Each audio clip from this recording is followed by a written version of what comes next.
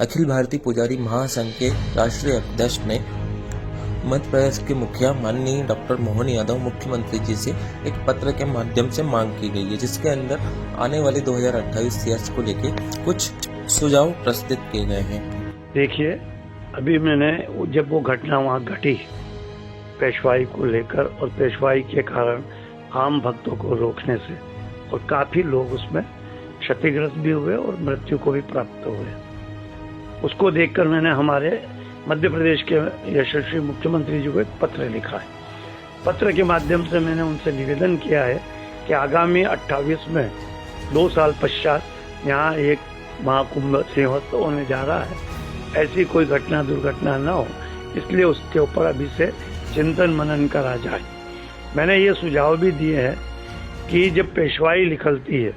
उसमें ऐश्वर्य का बड़ा बोलबाला होता है, घोड़े गाड़ी सोने चांदी के रथ हो रही है। जब संत लोग अपनी पेशवाई लाते हैं उज्जैन में, तब तो वो अपने ऐश्वर्य का प्रदर्शन करें, कोई आपत्ति नहीं है। जब कुंभ के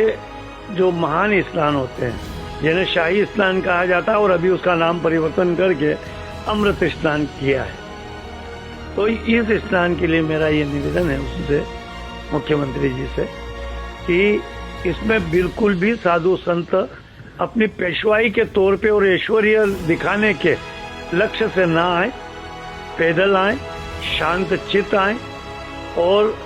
स्नान करें और पुनः अपने अखाड़ों की तरफ चले जाए। एक और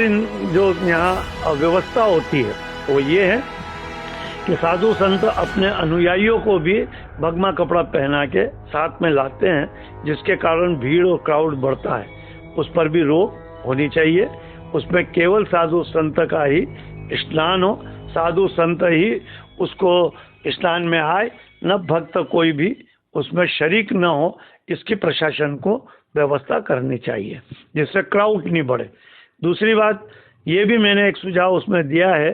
कि 13 अखाड़े हैं और जब क्षिप्रा को हर घाट को पवित्र मानते हैं,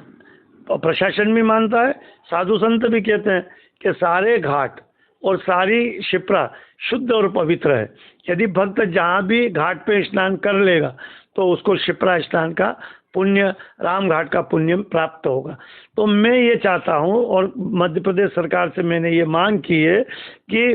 13 अखाड़ों को 13 घाट क्यों नहीं बना दिए जाए और 13 घाट पे एक एक अखाड़ा का स्नान रख दिया जाए और एक साइड में अखाड़े स्नान करे और एक और भक्त स्नान साथ में करे, तो न तो भक्तों को रोकने की जरूरत पड़ेगी और न अखाड़ों के साधुओं को रोकने की जरूरत पड़ेगी और न ही किसी प्रकार का क्राउड होएगा और न ही किसी प्रकार की दुर्घटना होगी। पर इसके लिए हमारे यशस्वी मुख्यमंत्री जी को बड़ी ही ताकत से निर्णय लेना होगा, जिससे कि किसी भी प्रकार की कोई दुर्घटना ना घटे। और 13 अखाड़े, जैसे कि अब एक बात हमारे यहाँ तो बहुत अच्छी है कि रामा दल है तो मंगलनाथ की ओर है और शिव दल है तो दत्त अखाड़े की ओर है। तो जो रामा दल के जितने भी अखाड़े हैं उनको मंगलनाथ और सिद्धवट की ओर स्नान करने की अनुमति दी जाए, तो वो उस घाट पे कर लेंगे, तो उनकी जो पेशवाई इधर नहीं आएगी, तो ये इस प्रकार का यहाँ क्राउड नहीं बढ़ेगा। और जो 7 अखाड़े हैं उनको राम घाट से लेकर तो नरसिंह घाट के आगे तक के हर घाट पर एक एक अखाड़े को स्नान की अनुमति दे दी जाए। और जो राम घाट का स्थान है वहाँ हमारे देश के प्रमुख चारों शंकराचार्य को स्नान की अनुमति दे दी जाए, तो किसी प्रकार की कोई घटना नहीं होगी। मैं ऐसा मानता हूँ।